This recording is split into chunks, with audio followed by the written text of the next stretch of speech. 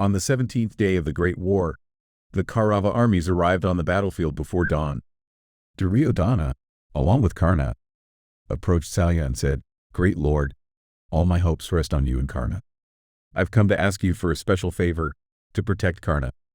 No one else is capable of this task. I need you to be his guide and charioteer, to help lead us to victory." Salya, visibly upset, his eyes burning with anger and his voice trembling, responded, "King, I never expected such an insult from you.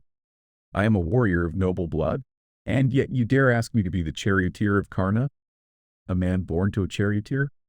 Are you suggesting I am less of a warrior than him? I cannot accept this and will return home and protest." Duryodhana quickly replied, "Lord of Madra, you are without a doubt superior to Karna as a warrior. In fact, the texts on warfare say that a charioteer must be even more skilled than the warrior they guide. That is why I'm asking you at this critical time. Many of us, even before you joined us, believed you to be better than Sri Krishna, even in chariot driving. Your presence gives us the confidence to stand against Krishna. Please see this request as a testament to our belief in your abilities." Salya, now calming down, said, "King, you have spoken wisely. I'm glad to hear that you recognize my superiority to Krishna and understand my value. I agree to drive Karna's chariot, but I have one condition. I must be able to speak my mind freely, and Karna must not take offense at anything I say." Duryodhana responded, "I fully agree with your condition. In fact, you have every right to guide and correct us as needed. I trust Karna will accept this." Karna turned to Salya and said, "Great warrior, I agree with your terms. I feel honored to have you with me. Together, we can face Arjuna and Krishna today with full confidence." With great ceremony, Salya was invited to take his seat on Karna's chariot, accompanied by military fanfare and the chanting of Vedic hymns. The sound of conches and trumpets filled the air as Salya climbed onto the chariot, followed by Karna. Karna then said to Duryodhana, "My dear friend, I am happy and have no complaints. With the great Salya, whom I consider even greater than the divine charioteer Mitali, driving my chariot, I am certain I will defeat the Pandavas today. Arjuna will fall, and your victory will be secured." Duryodhana, pleased, watched as the Kaurava army cheered loudly and blew their conches in support of Karna. As the sun rose, the two armies clashed once again.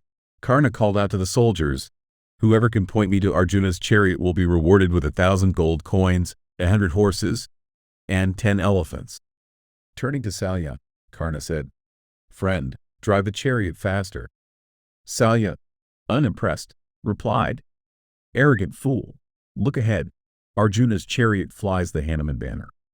You waste money on the undeserving. Throwing away riches is not the same as wisely spending them. Duryodhana is foolish to rely on you. All your talk means nothing. You won't be able to kill Arjuna. You're rushing straight to your own destruction." Karna retorted, "Lord of Madra, pointing out flaws is easy, but helping is what matters. I'm surprised by your words. Either you're unaware or biased. I've known Arjuna since childhood. He was born into privilege, always fortunate. But many great talents go unrecognized, hidden in the depths like pearls at the bottom of the sea." Salya said to Karna, "Hatred is like an acid that destroys the person holding it before harming anyone else. Let me share with you a story, well known as the tale of the Swan and the Crow. Once upon a time, there was a crow who lived well by eating leftovers from a wealthy merchant's house.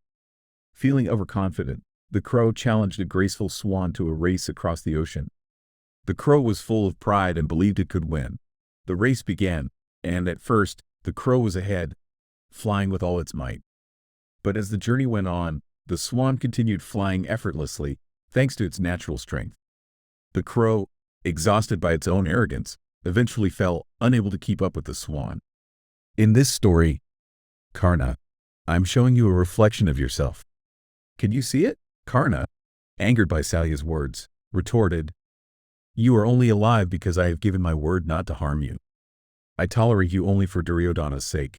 Now, just drive the chariot."